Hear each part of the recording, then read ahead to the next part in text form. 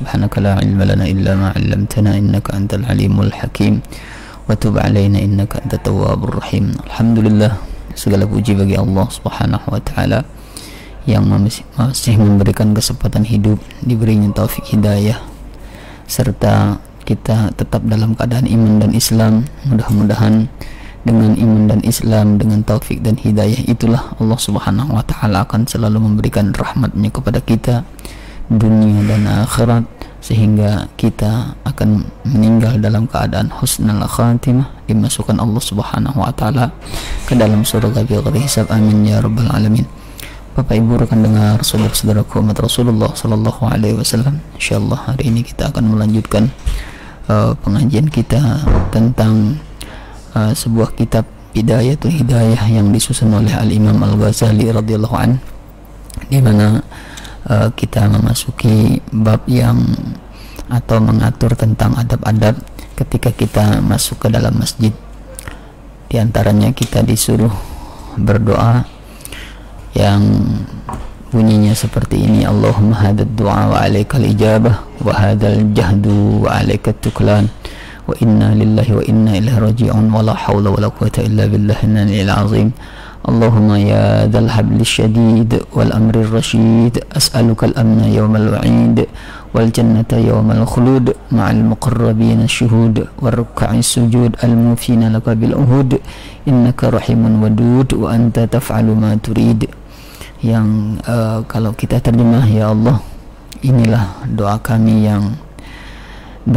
dan kepadamu lah diharapkan untuk diterima, dan hanya sekedar ini saja usaha kami. Artinya kita mengakui bahwa begitulah kemampuan kita, karena kita bukan orang yang soleh, bukan orang yang alim, tentu banyak kekurangan, banyak cacat khilafnya dalam melaksanakan segala ibadah. Contohnya sholat saja mungkin tidak bisa kita sekhusyuk orang yang soleh, mungkin kita ada menghayal, ingat ini itu dan lain sebagainya. Oleh karena itu kita harus tetap belajar, tetap mengaji kepada para guru-guru agama, kepada para ulama, kepada para habaib yang keilmuan mereka sudah bisa dipertanggungjawabkan. Nah, lalu dan hanya sekedar ini saja usaha kami, dan kepadamulah kami berserah diri. Artinya setelah kita kerjakan ibadah itu, selanjutnya kita serahkan kepada Allah Subhanahu wa taala dengan harapan ibadah yang kita lakukan, ibadah yang kita kerjakan itu diterima oleh Allah Subhanahu wa taala dengan segala kekurangannya. Nah, kemudian setelah itu, dan kepadamulah kami akan dikembalikan. Kita semua akan innalillahi wa inna ilaihi raji'un. Kita akan kembali dalam keadaan, mudah-mudahan dalam keadaan husnul khatimah, dalam keadaan yang baik. Oleh karena itu ciri-ciri atau tanda-tanda bahwa orang itu akan mendapatkan husnul khatimah, yaitu bahwa hidupnya, perbuatannya itu sesuai dengan undang-undang Allah, sesuai dengan garis-garis yang diajarkan oleh Rasulullah Sallallahu Alaihi Wasallam. Itu menandakan bahwa orang itu sedang dapat rahmatnya Allah Subhanahu Wa Taala, dan dengan rahmat itulah kita semua akan dijemput Allah dalam keadaan husnul khatimah. Dan tidak ada daya dan upaya kecuali hanya dengan pertolongan Allah yang maha tinggi lagi maha agung. Artinya kita ini la hawla wa la quwwata illa billahil aliyil azim, semuanya serba ditolong oleh Allah. Bayangkan betapa Allah Subhanahu wa taala itu sangat baik.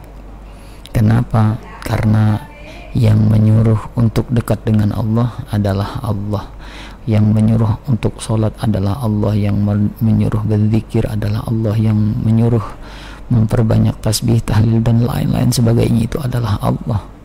Ketika kita disuruh oleh Allah, bukan cuma disuruh tapi kita juga ditolong oleh Allah Subhanahu wa taala. Mulut kita mampu berucap, lidah kita mampu bergerak, kaki kita mampu melangkah, tangan kita bisa bergerak, dan lain-lain sebagainya. Jadi Masya Allah, rasanya tidak ada kata yang paling tepat kita ucapkan selain bersyukur kepada Allah Subhanahu wa taala atas segala kebaikan, atas segala nikmat yang diberikan oleh Allah Subhanahu wa taala, yang tidak mungkin diberikan kepada semua orang. Karena ada orang yang badannya sehat ya, tapi dia tidak melakukan ibadah, ya pakaiannya bagus, nggak bernajis, tetapi dia tidak sholat karena memang tidak dipilih oleh Allah Subhanahu wa Ta'ala. Sementara kita kalau sudah bisa sholat, kemudian bisa sedekah, qiraatul Quran, masya Allah, itu berarti kita orang-orang yang dipilih oleh Allah Subhanahu wa Ta'ala. Nah, kemudian ya Allah, Tuhan yang memiliki tali agama yang kokoh dan perintah yang bijak, aku memohon kepadamu akan keamanan di hari pembalasan. Artinya kita minta di hari yang dahsyat itu, yakni hari kiamat di padang mahsyar, kita minta keamanan dari Allah Subhanahu wa Ta'ala. Kalau kita pengen aman di sana, tentu kita juga harus mengamankan sunnah-sunnah Rasulullah, ajaran-ajaran Rasulullah, menurut apa yang disuruh oleh Allah Subhanahu wa Ta'ala, menurut apa yang disuruh oleh Rasulullah Sallallahu Alaihi Wasallam, sehingga kita menjadi orang-orang yang disebut dengan muttaqin. Ya, muttaqin itu artinya orang yang imtithalul awamir, menjalankan segala perintah Allah, wajtinabun nawahi, dan menjauhi segala larangan Allah Subhanahu wa Ta'ala. Nah, lalu setelah itu, dan memohon surga di hari yang kekal. Jadi kita minta surganya Allah Subhanahu wa Ta'ala, karena itu adalah nikmat yang sangat-sangat luar biasa. Tapi sebenarnya ada yang lebih nikmat daripada surga, yaitu bahwa kita bisa memandang wajah Rasulullah Sallallahu Alaihi Wasallam. Kita masih kenapa para ulama, para aulia Allah itu pengen masuk surga? Kenapa? Ketika ditanya, apakah karena kenikmatannya? Apakah karena keindahannya? Jawabannya tidak lain dan tidak bukan, karena di dalamnya ada kekasihku, yaitu Habibuna Muhammad Sallallahu Alaihi Wasallam. Mudah-mudahan kita bisa bermimpi, kita bisa berjumpa, bersua dengan baginda Rasulullah Sallallahu Alaihi Wasallam. Nah, lalu setelah itu apa? Bersama-sama dengan hambamu yang muqarrabin yang akan melihat kepada wajahmu. Jadi kita pengen masuk surga dengan orang-orang yang dekat dengan Allah Subhanahu wa Ta'ala. Cara dekatnya dengan Allah ada yang melalui thariqat zikir, ada yang melalui sholawat, ada yang melalui qiraatul Quran, ada yang melalui sedekah, ada yang melalui sholat sunnah, dan lain-lain sebagainya. Jadi banyak cara kita untuk menggapai rahmatnya Allah Subhanahu wa Ta'ala. Banyak cara bagaimana kita dekat dengan Allah Subhanahu wa Ta'ala. Nah, lalu setelah itu, di mana mereka senantiasa ruku' dan sujud kepadamu, dan mereka senantiasa dan mereka menunaikan janji mereka kepadamu. Jadi orang-orang yang dekat dengan Allah itu mereka sujud, ruku'. Artinya apa? Bahwa yang namanya orang muqarrabin itu adalah orang yang giat atau rajin melakukan ibadah kepada Allah Subhanahu wa Ta'ala, baik sholat yang wajib, ya, sholat yang sunnah, tengah malam, duha, dan lain-lain sebagainya. Nah, sesungguhnya Engkaulah Tuhan yang maha mengasihani dan pemurah, dan Engkau berbuat apa saja yang Engkau kehendaki. Artinya semuanya itu adalah fa'alul lima yurid, terserah Allah Subhanahu wa Ta'ala. Nah, kemudian ada lagi doanya disambung, subhana manit tasofa bil izzi wa qala bih, subhana man labisal majda wa taqarrama bih, subhana man lam bagi tasbihu illa lah, subhana dil fadli wan ni'am, subhana dil qudrati wal karam, subhanalladzi ahsa kulli syai'in bi'ilmih. Nah, jadi doa ini biasanya dibaca kalau di Hadramaut, khususnya di Darul Mustafa, dibaca setelah setelah sholat sunnah subuh, ya, sholat sunnah fajar biasanya dibacanya seperti itu ini, yang artinya maha suci Tuhan yang bersifat dengan kemuliaan. Walaupun kita tidak menyembah Allah, makhluk misalnya tidak ada yang sholat, Allah tetap mulia, tidak akan mengurangi kemuliaannya. Kita melakukan sholat, kita melakukan ibadah itu bukan untuk Allah, tetapi untuk diri kita sendiri, ya. Nah, dan berkata dengannya, Maha suci Tuhan yang memakai segala keagungan dan bermurah dengannya. Maha suci Tuhan yang tidak layak dipersembahkan tasbih kecuali hanya baginya. Jadi rasa penghormatan, rasa mengagungkan itu memang yang paling layak menerima itu adalah Allah Subhanahu wa Ta'ala, Tuhan kita. Maha suci Tuhan yang memiliki kekuasaan dan kemurahan. Sudah berkuasa, pemurah, Masya Allah, ini luar biasa ya. Maka suci Tuhan, Maha suci Tuhan yang menghinggahkan segala sesuatu dengan ilmunya. Artinya semuanya sudah diliputi oleh ilmunya Allah Subhanahu wa Ta'ala. Apapun yang terjadi, kita tinggal mengikuti qadarullah itu dengan lapang dada, dengan bersyukur, dengan sabar kalau dapat musibah dan bencana, dan kalau dapat nikmat dengan cara bersyukur. Kemudian Allahumma ja'alli nura fi qalbi wa nuran fi qabri wa nuran fi sam'i wa nuran fi basari wa nuran fi sya'ri wa nuran fi bashari wa nuran fi lahmi wa nuran fi dami wa nuran fi 'idhami wa nuran min bayni yadayya wa nuran min khalfi wa nuran an yamini wa nuran an shimali wa nuran min fawqi wa nuran min tahti. Allahumma zidni nura wa a'tini nura waj'al li nura birahmatika ya arhamar rahimin. Ya Allah, jadikanlah bagiku nur cahaya di dalam hatiku. Kalau hati dipenuhi dengan nur, dengan cahaya, tentu akan terang, akan lapang. Kenapa orang hati gelisah, resah, galau? Karena hatinya gelap. Yang namanya gelap, kita mati lampu di dunia saja, malam-malam mungkin gak enak ya, akhirnya resah, mau ngapa-ngapain gak bisa. Itu baru lahir dunia. Apalagi kalau hati kita yang tidak ada lampu penerangnya ya, gelap gulita, tidak tahu ini halal, ini haram, ini apa, ini ada lubang, ini ada jurang, ini ada ular, ada duri, batu dan lain sebagainya. Kalau tidak terang nggak bisa. Demikian juga hati ya. Kalau hati sudah gelap gulita, bagaimana dia mau sholat, bagaimana dia melakukan ibadah? Nggak bisa, karena dia tidak bisa melihat bahwa disitulah letaknya rahmatnya Allah Subhanahu wa Ta'ala. Kemudian setelah itu, dan nur di kuburku. Jadi kita minta kubur kita itu diterangi oleh Allah Subhanahu wa Ta'ala. Kita minta kepada Allah kubur kita menjadi raudhah min riyadil jannah, taman daripada taman surga. Wala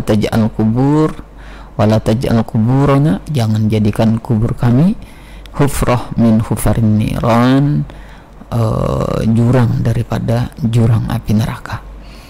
Kita minta kepada Allah Subhanahu wa Ta'ala.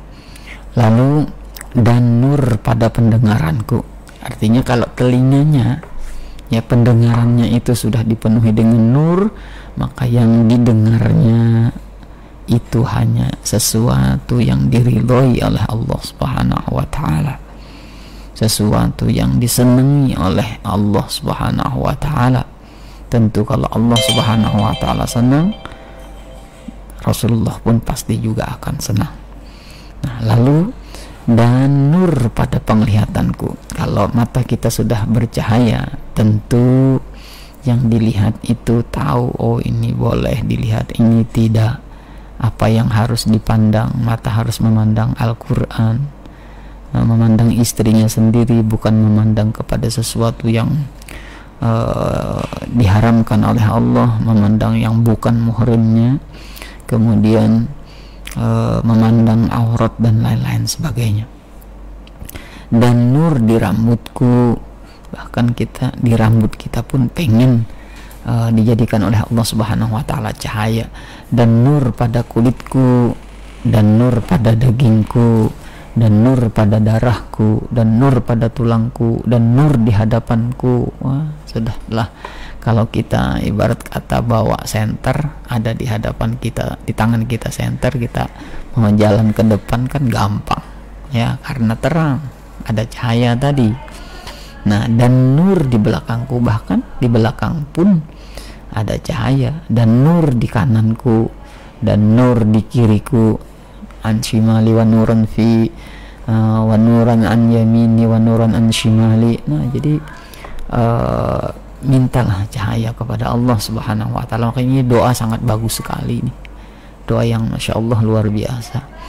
Nah, dan nur di atasku dan nur di bawahku, lengkap kita dikelilingi oleh nur. Sudah batang tubuh kita tadi penuh dengan cahaya, kemudian kiri, kanan, depan, belakang, atas, bawah, itu semua minta sama Allah supaya diberi cahaya.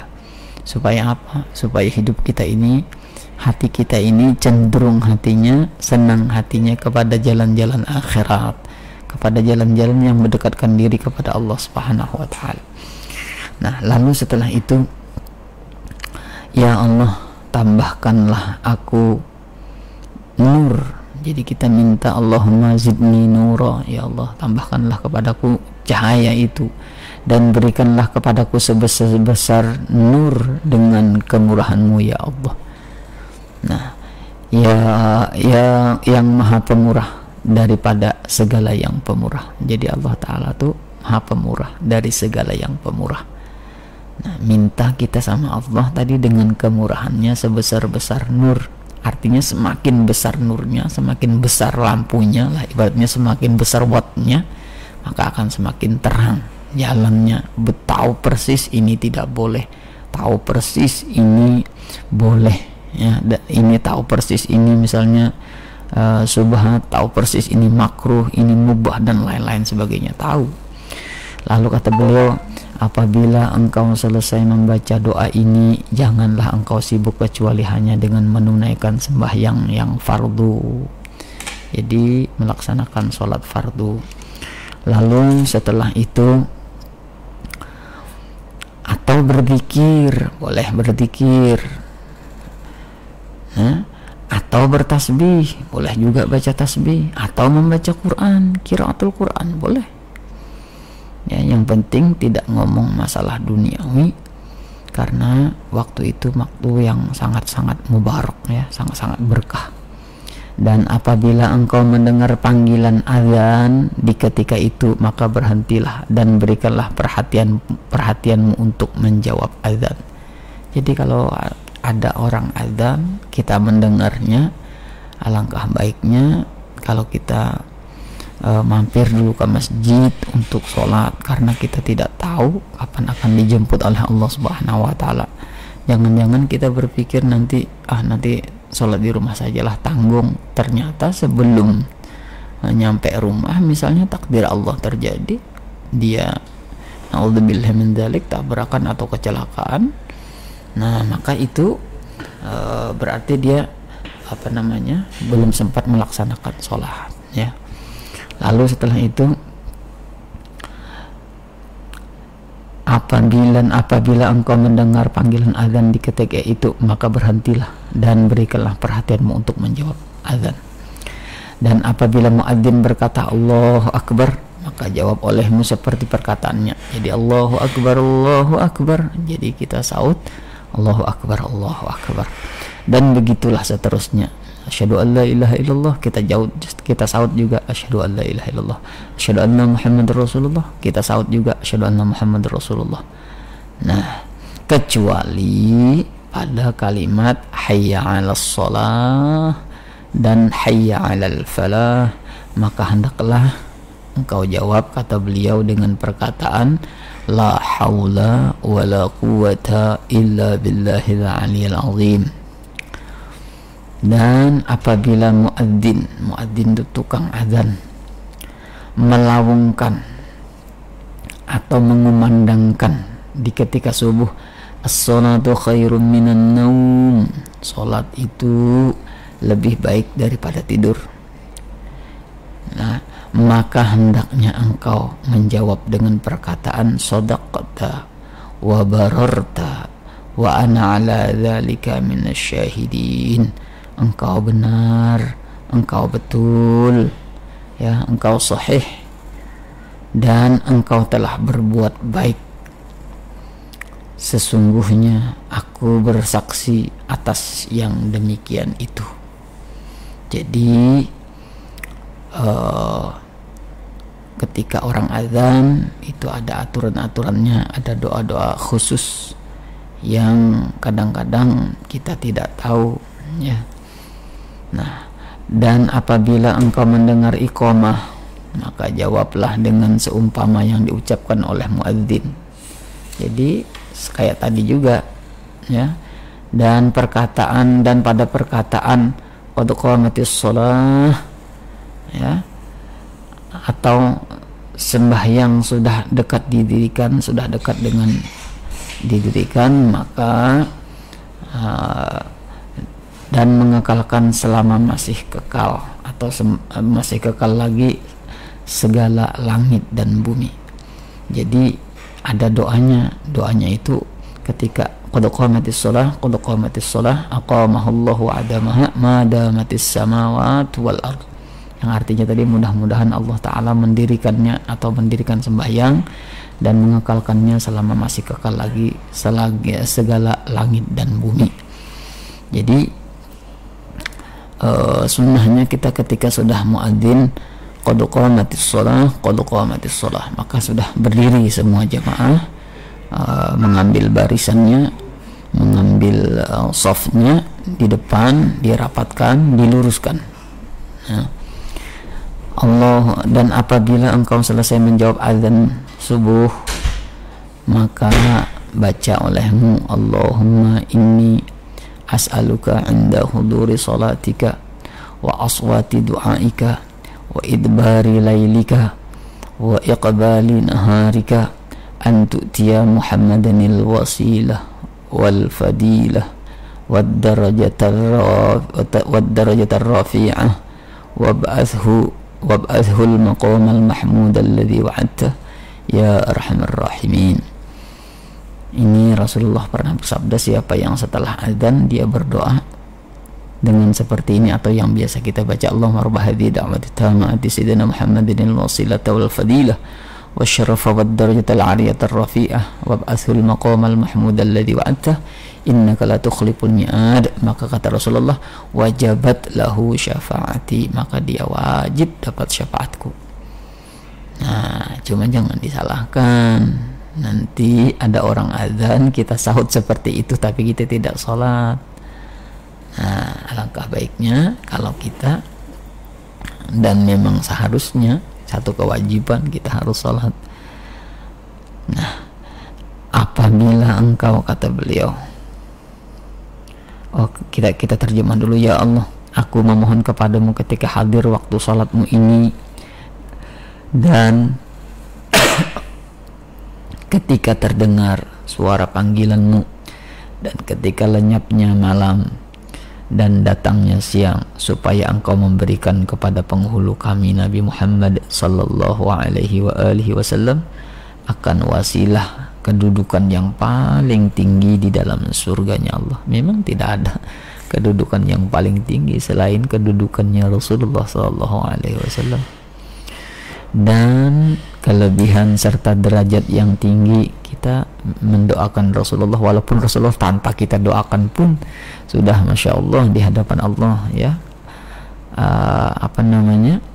Rasulullah itu kan khuluqun azim, ya, khuluqul Quran, punya akhlak yang agung. Akhlaknya itu adalah Al-Quran.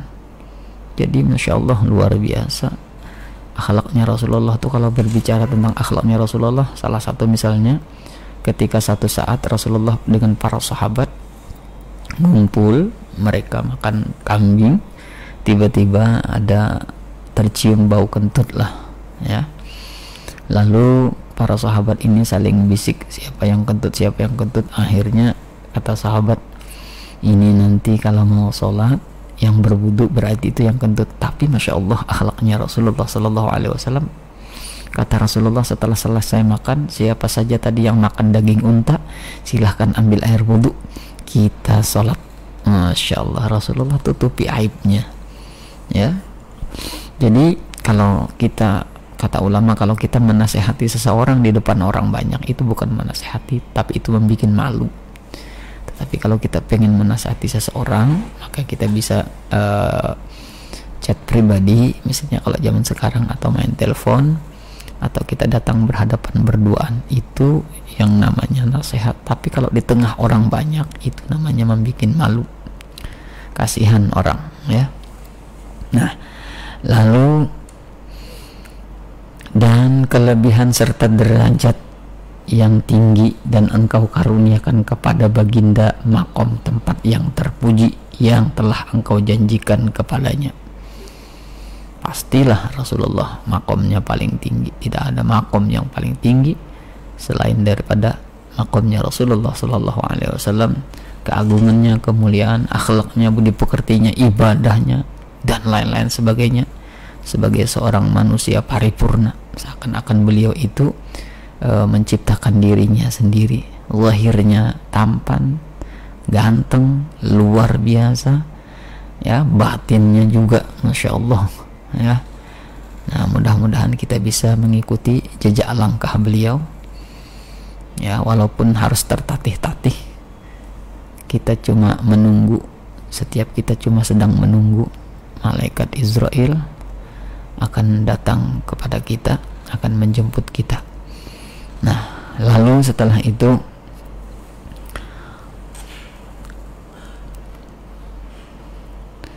wahai Tuhan yang maha pemurah daripada segala yang pemurah. Jadi Allah tuh pemurah, bahkan saking pemurahnya tidak kita minta dikasih sama Allah. Sering seperti itu, tiba-tiba kita dikasih sama tetangga padahal kita nggak berharap, ternyata dikasih makanan sama tetangga. Nah, itu artinya Allah tuh sangat-sangat pemurah. Loh, kok Allah pemurah? Kan yang menggerakkan hati orang untuk mengasihi kita itu adalah Allah melalui seseorang, ya. Ada terbersit di hatinya, aku pengen menolong ini, padahal sebenarnya itu memang Allah menghendaki dia menjadi orang baik. Nah, apabila mendengar azan sedang engkau dalam keadaan sembahyang, maka sempurnakanlah sembahyangmu. Jadi kalau ada orang azan, kita sholat, maka kita tetap laksanakan sholat kita sampai sempurna. Kemudian jawablah azan seperti susunannya yang tersebut tadi. Nah, jadi kalau sudah selesai baru kita dan masih ada kesempatan untuk menjawab, maka jawablah. Dan apabila imam mulai takbiratul ihram, ketika sudah Allahu Akbar dalam sembahyang fardu subuh, maka jangan engkau melakukan sesuatu kecuali mengikuti perbuatannya saja. Misalnya ya masbuk, tidak sempat baca Fatihah, maka kalau imam ruku, ya kita ikut ruku saja. Dan sembahyanglah engkau seperti yang diterangkan kaifiat dan adab-adabnya sebentar lagi. Nanti kita akan berbicara tentang adab-adab sholat, bagaimana Imam Ghazali menerangkan, menjelaskan dalam sebuah kitab beliau, Bidayatul Hidayah, insyaallah. Dan apabila engkau selesai sembahyang, maka baca olehmu Allahumma salli ala Muhammad wa ala ali Muhammad wa barik wa sallim. Allahumma antas salam wa minkas salam wa ilaika ya'udus salam, tahina rabbana bis salam wa adkhilna daraka darus salam, tabarakta rabbana wa ta'alaita ya dzal jalali wal ikram. Wirid lah ibaratnya ini, ya, kalau kita menyebutnya wirid setelah sholat. Kemudian disambung subhana rabbiyal alil a'la, la ilaha illallah wahdahu la syarika lah, lahul mulku wa lahul hamdu yuhyi wa yumiit wa huwa ala kulli syai'in wa huwa hayyun la yamut biyadil khair wa huwa ala kulli syai'in qadir. Nah, kemudian la ilaha illallah ahlun ni'am wal fadl was sana'il hasan, la ilaha illallah wa la na'budu illa iyyah mukhlisina lahuddin walau karihal kafirun. Ya Allah, berikanlah rahmat dan salam sejahtera atas junjungan kami Nabi Muhammad sallallahu alaihi wa alihi wasallam dan atas keluarga baginda Rasulullah. Jadi cucu-cucunya Rasulullah itu adalah qit'atun min Rasulillah sallallahu alaihi wasallam, sepotong, sebagian dari Rasulullah sallallahu alaihi wasallam. Jadi kita wajib menghormati ahlul bait, keluarganya Rasulullah, baik yang tua, anak kecil, sama saja ya. Mereka orang-orang yang mulia. Kenapa? Karena di darah mereka mengandung darahnya Rasulullah sallallahu alaihi wasallam. Ya, dari ayahnya, dari ayahnya, dari ayahnya, dari ayahnya, dari ayahnya, terus sampai kepada Rasulullah sallallahu alaihi wasallam. Nah, lalu setelah itu engkau sejahtera, dan daripada engkau datang kesejahteraan dan kepada engkau kembali kesejahteraan, ya, dan memasukkan kami ke dalam negaramu surga Darussalam. Kita minta sama Allah, ya, bertambah-tambah berkat-Mu ya Allah, Tuhan yang memiliki segala kebersamaan dan kemuliaan. Maha suci Tuhanku yang maha agung dan maha tinggi kedudukannya, kemuliaannya, martabat ketuhanannya, ya, tidak ada bandingnya. Nah, tidak ada Tuhan yang disembah melainkan hanya Allah, ya, hanya Allah subhanahu wa ta'ala yang wajib dan layak untuk disembah. Nah, lalu setelah itu bagi Allah seluruh pemerintahan, artinya Allah itu menguasai segalanya, dan baginya pula segala puji-pujian. Kalau kita ingin memuji, pujilah Allah dengan cara bertakbir, bertasbih, bertahlil, baca Quran, dan lain-lain sebagainya. Nah, Dia yang menghidupkan dan Dia yang mematikan. Kita saat ini hidup, tapi nanti satu saat kita pasti akan menemui yang disebut dengan kematian. Nah, kita minta kepada Allah mudah-mudahan kita meninggal dalam keadaan husnul khatimah. Nah, lalu setelah itu, dan Dia yang hidup tiada mati. Beda dengan kita pasti akan meninggal dunia. Bahkan syarat mati itu tidak harus tua, syarat mati itu tidak mesti sakit. Banyak orang yang malamnya sehat, ternyata begitu dibangunin subuh, ternyata sudah inna lillahi wa inna ilaihi rajiun. Kita tidak ada yang tahu kapan umur kita akan dijemput oleh Allah, karena semuanya itu adalah mysterious problem. Lalu setelah itu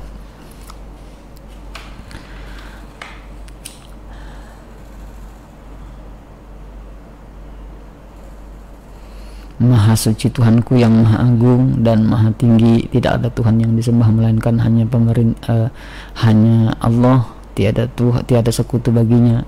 Bagi Allah seluruh pemerintahan dan baginya pula segala puji-pujian.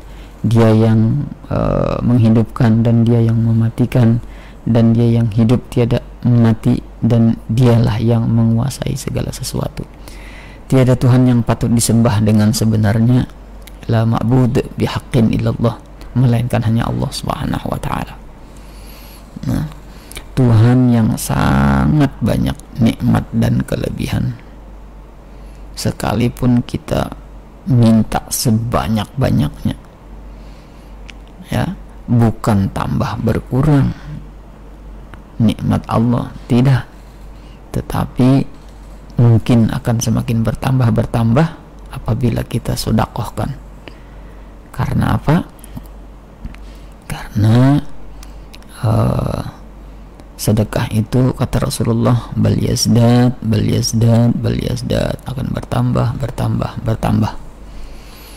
Nah, lalu Tuhan yang sangat banyak nikmatnya dan kelebihan, yang memiliki segala puji-pujian yang baik, dan Tuhan yang disembah dengan sebenarnya dan tidak ada Tuhan yang disembah dengan sebenarnya melainkan hanya Allah, dan kami tidak menyembah kecuali akan Dia.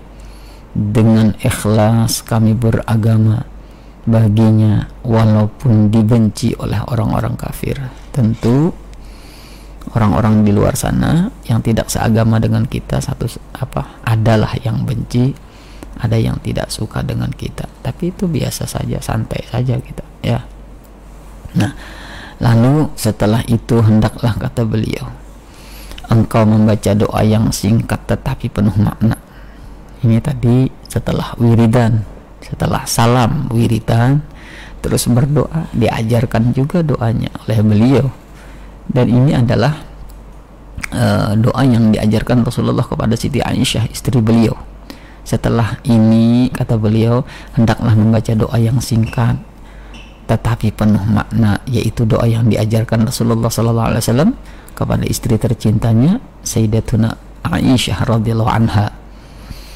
Apa bunyi doanya itu? Allahumma inni as'aluka minal khairi kullihi ajilihi wa ajilihi ma 'allamtu minhu wa ma lam a'lam wa a'udzu bika min syarri kullihi ajilihi wa ajilihi ma 'allamtu minhu wa ma lam a'lam wa as'aluka al-jannata wa ma yuqarribu ilaika wa ma yuqarribu ilaiha min qawlin wa amalin wa niyatin wa i'tiqad wa a'udzu bika minan nari wa ma yuqarribu ilaihi min qawlin wa amalin wa niyatin wa i'tiqad wa as'aluka min khairi ma sa'alaka minhu 'abduka wa rasuluka Muhammadun sallallahu alaihi wa alihi wasallam wa a'udzu bika min syarri ma sta'adzaka minhu 'abduka wa nabiyyuka abduka wa rasuluka Muhammadun sallallahu alaihi wasallam. Allahumma wa ma qadaita li min amrin faj'al 'aqibatahu rasyada. Jadi ini doa padat, singkat, dan maknanya Masya Allah luar biasa, ya, penuh makna, yang artinya, ya Allah, aku memohon kepadamu segala kebaikan di negeri dunia dan di negeri akhirat. Kalau sudah baik di dunia, baik di akhirat, apalagi yang kita cari, ya. Sama ada yang aku ketahui maupun yang tidak aku ketahui. Kadang kita beranggapan bahwa yang namanya baik itu adalah sholat, puasa, padahal senyum sama orang itu adalah ibadah, bawa siwak itu adalah ibadah. Kemudian hari Jumat seperti ini, laki-laki semuanya pakaian warna putih semuanya, itu adalah ibadah bernilai sunnah. Jadi Jumat ini adalah hari yang sangat istimewa sebenarnya. Jadi pakaiannya pun harus yang istimewa juga, yang putih-putih, jangan warna jangan baju kaos bola, kemudian kopi dan lain-lain sebagainya. Kaos sepeda misalnya sholat Jumat. Nah, maka kata Habib Jindan, itu adalah menandakan bahwa orang itu bodoh dan itu adalah aib, ya, aib. Jadi kepada para istri yang ada di rumah, ya, persiapkanlah suami sampean pakaian yang putih, peci putih, jubah putih misalnya kalau pakai jubah atau gamis. Nah, kalau pakai baju putih, pakai sarung, kalau bisa sarungnya putih, karena itu adalah sunnah, ya. Nah, makanya kita yakin saja bahwa umat Rasulullah itu semuanya bakal masuk surga, tetapi fasilitasnya beda-beda. Kenapa beda? Tergantung sebanyak apa dia menjalankan sunnahnya Rasulullah Sallallahu Alaihi Wasallam. Nah, lalu setelah itu apa? Sama ada yang aku ketahui maupun yang tidak aku ketahui, kita minta kebaikan kepada Allah. Dan aku berlindung denganmu daripada segala kejahatan di dunia dan di akhirat. Sama ada yang aku ketahui maupun yang tidak aku ketahui. Jangan-jangan, ya, kita khawatir, ya, dikira sudah sholat, ternyata tidak diterima oleh Allah Subhanahu wa Ta'ala. Nah, makanya oleh karena itu kita harus terus belajar, ya, belajar sampai kita innalillahi wa inna ilaihi rajiun. Dan aku memohon kepadamu akan surga. Nah, kita minta sama Allah masuk surga, ya, yang penuh dengan kenikmatan, dan segala amalan yang ada yang dapat menghampirkan aku kepadanya. Kita minta sama Allah perbuatan-perbuatan yang menyebabkan yang dengan perbuatan itu menyebabkan kita semakin dekat dengan Allah. Ya, berarti segala sesuatu apapun itu yang menjauhkan kita dari Allah, maka jelas sekali bahwa itu adalah sesuatu yang tidak baik. Ya, sesuatu yang tidak baik. Nah, lalu setelah itu, dan aku memohon kepadamu akan surga dan segala amalan yang dapat menghampirkan diriku kepadanya, baik perkataan. Kita minta sama Allah supaya perkataan kita ini semakin hari semakin semakin bagus, apa yang diucapkan sesuatu yang bagus, ya. Kalau menasehati pun dengan nasihat yang bagus, kata-kata yang bijak dan lain-lain sebagainya. Lalu setelah itu niat, perbuatan juga kita minta sama Allah agar perbuatan kita itu membuat Allah Subhanahu wa taala ridho. Kemudian niat dan i'tiqad. Tapi sebaliknya, dan aku berlindung denganmu daripada api neraka dan segala amalan yang dapat menghampirkan aku ke dalam api neraka. Ada amalan yang malah memasukkan ke dalam nerakanya Allah. Jadi segala sesuatu itu mesti kita pikir, kita timang-timang, ini kira-kira kalau aku kerjakan Allah Subhanahu wa taala senang tidak, Rasulullah senang tidak. Kalau menurut ilmu yang dia miliki yang dapat diperpegangi, kalau misalnya ini tidak diridhoi Allah, maka jangan dikerjakan, karena itu akan sangat berbahaya dan akibatnya bisa fatal, ya. Dan setelah itu kita minta kepada Allah, minta jauhkan atau berlindung daripada api neraka dan segala amalan yang dapat menghampirkan aku ke dalam api neraka, baik perkataan, perbuatan, niat dan etikotnya. Aku memohon kepadamu dan segala kebaikan yang dimohon oleh hamba-hambamu dan Rasulullah Shallallahu Alaihi Wasallam, apapun yang diminta oleh Rasulullah, begitulah juga kita minta. Makanya biasanya kalau di niat tuh ila hadratin Nabi al-hadin niat wa ala kulli man nawa bihi salafus salihun al-Fatihah, biasanya seperti itu, ya. Saya niat baca Fatihah dengan niat sebagaimana niatnya orang-orang yang soleh. Nah, biasanya seperti itu, ya, supaya itu jalan ringkas yang padat. Aku memohon kepadamu tadi, ya. Aku mohon kepadamu akan segala kebaikan yang dimohon oleh hambamu dan Rasulmu Muhammad Sallallahu Alaihi Wasallam. Pokoknya kita minta apapun yang baik yang diminta oleh Rasulullah, begitulah juga kita. Nah, dan aku berlindung kepadamu daripada segala kejahatan yang telah berlindung daripadanya oleh hambamu dan Rasulmu Muhammad Sallallahu Alaihi Wasallam. Ya Allah, apa jua keputusan yang Engkau berikan kepadaku daripada segala urusanku, maka jadikanlah akibatnya membawa aku mendapat petunjuk. Artinya gara-gara suatu perbuatan lalu kita lakukan itu, tiba-tiba kita dapat taufik hidayah, oh begini ternyata salah. Nah, itu lebih mulia. Jadi kata Sayyidil Habib Umar bahwa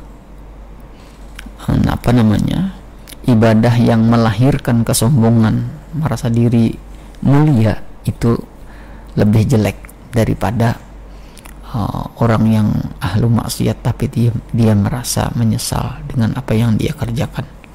Nah, itu ahli maksiat jauh lebih mulia karena dia menyesal ketimbang yang tadi merasa sombong, merasa diri paling baik, merasa banyak ibadahnya. Hati-hati, kalau Allah sudah memberikan taufik dan hidayah kepada seseorang, sebentar saja dia mau berubah. Jadi jangan pernah kita melecehkan orang lain, jangan pernah kita merendahkan orang lain. Mudah-mudahan kita semua diberi oleh Allah Subhanahu wa taala kesempatan untuk melakukan ibadah sesuai dengan ajaran-ajaran Rasulullah sallallahu alaihi wasallam. Bapak Ibu rekan dengar saudara-saudaraku umat Rasulullah sallallahu alaihi wasallam, demikian yang dapat Al-Fakir sampaikan, mudah-mudahan ada manfaatnya. Subhanakallahumma bihamdika asyhadu an la ilaha illa anta astaghfiruka wa atubu ilaik. Akhirul kalam, assalamualaikum warahmatullahi wabarakatuh.